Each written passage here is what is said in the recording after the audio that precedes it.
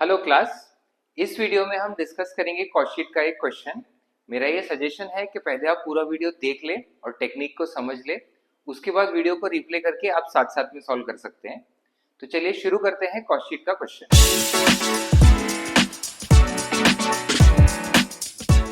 सबसे पहले क्वेश्चन पढ़ते हैं। जब तक मैं क्वेश्चन पढ़ रहा हूं आपको यहाँ पे साइड में क्वेश्चन दिख जाएगा।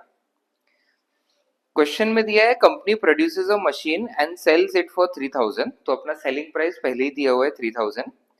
There is an increase of 10% in material, 20% in material, 10% in labor and 10% in overhead. The only figures available are material cost is 50% of cost, labor is 30% of cost and overhead is 20% of cost. So, total cost of sale का अलग अलग proportion कितना है वो दिया हुआ है and material labor overhead as compared to previous year current year में increase हो रहे हैं वो भी क्वेश्चन में दिया है। उसके बाद anticipated increase cost in relation to present sales price would cause a 30% decrease in the amount of present gross profit. So ये सारे कॉस्ट बढ़ने की वजह से हमारा प्रॉफिट जो है वो रिड्यूस हो रहा है 30% से। And what would be the selling price of the machine to give the same percentage of gross profit as before. तो यहाँ पे अभी दो कैलकुलेशन है। पहले तो अगर हम अज्यूम करते हैं कि हमारा सेलिंग प्राइस सेम है तो उस सिचुएशन में सारे कॉस्ट कितने होंगे, एंड दूसरा अगर हमको same amount of profit earn करना है तो नया सेलिंग प्राइस हमें कितना रखना चाहिए। सो अब क्वेश्चन सॉल्व करते हैं। सबसे पहले बिकॉज कोई भी वैल्यू नहीं दी है सेल्स छोड़ के तो हमें अज्यूम करना पड़ेगा। So direct material, direct labour, direct expense. Direct expense question में है नहीं, मटेरियल लेबर एंड ओवरहेड ही है तो हम इसको इग्नोर कर सकते हैं ओवरहेड।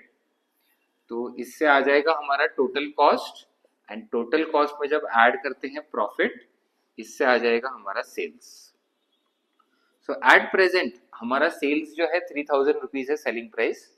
टोटल कॉस्ट का कुछ इंफॉर्मेशन नहीं दिया है इसलिए हम इसको अज्यूम करेंगे x एंड प्रॉफिट को अज्यूम करेंगे y।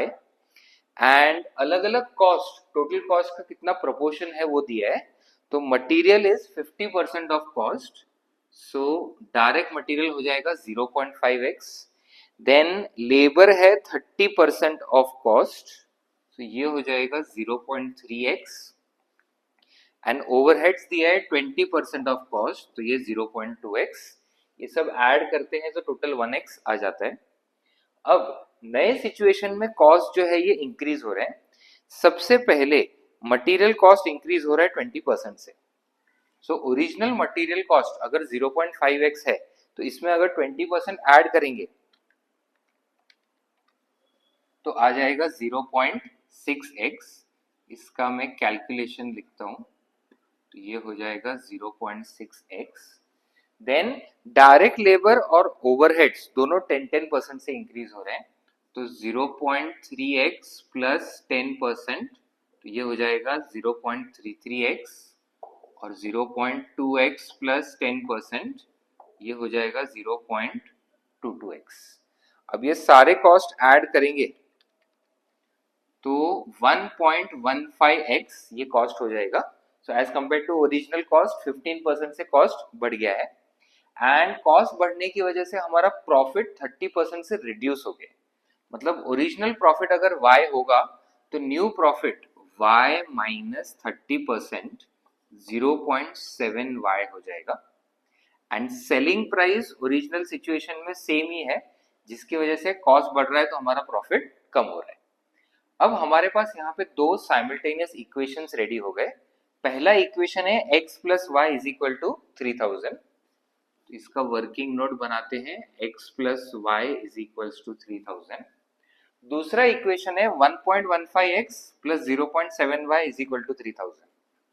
So 1.15x plus 0.7y is equal to 3000।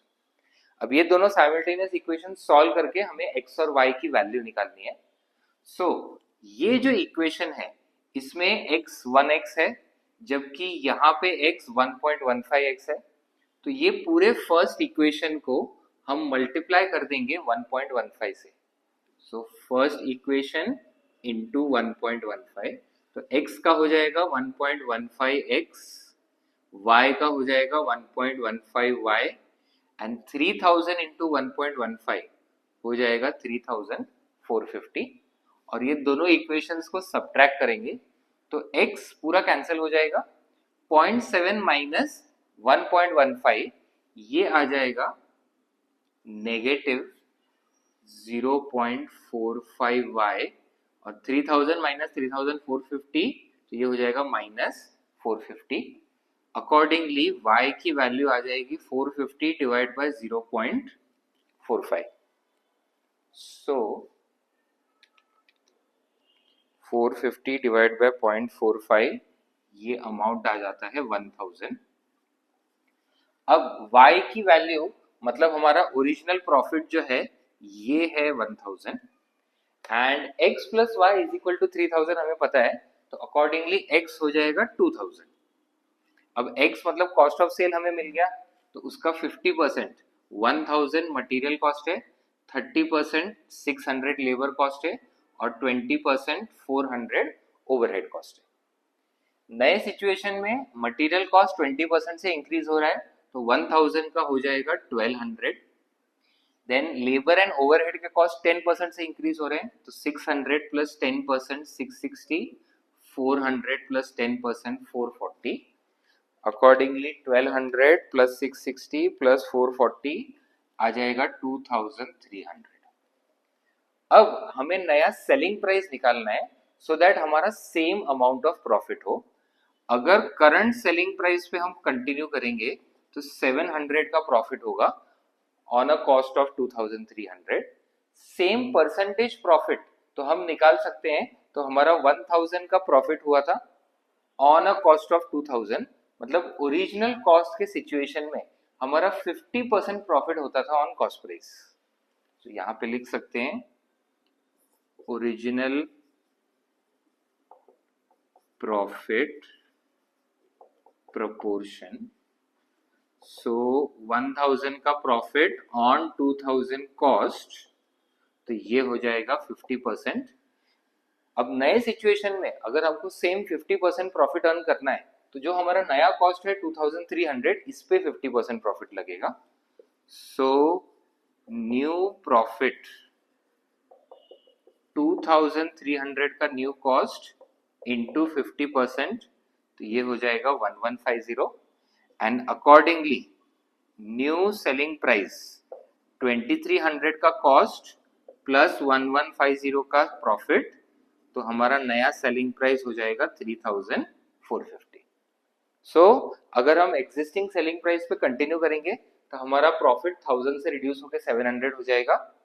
And अगर हमको सेम प्रपोर्शन मतलब 50% ऑन कॉस्ट अर्न करना ही है, तो उस सिचुएशन में हमें सेलिंग प्राइस चार्ज करना पड़ेगा 3450, तो हमारा प्रॉफिट का प्रोपोर्शन सेम हो जाएगा। सो ये हमारा कॉस्ट शीट का एक और टाइप ऑफ क्वेश्चन कंप्लीट हुआ।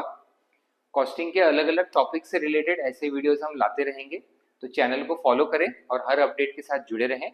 मिलते हैं अगले वीडियो में, तब तक पढ़ते रहें।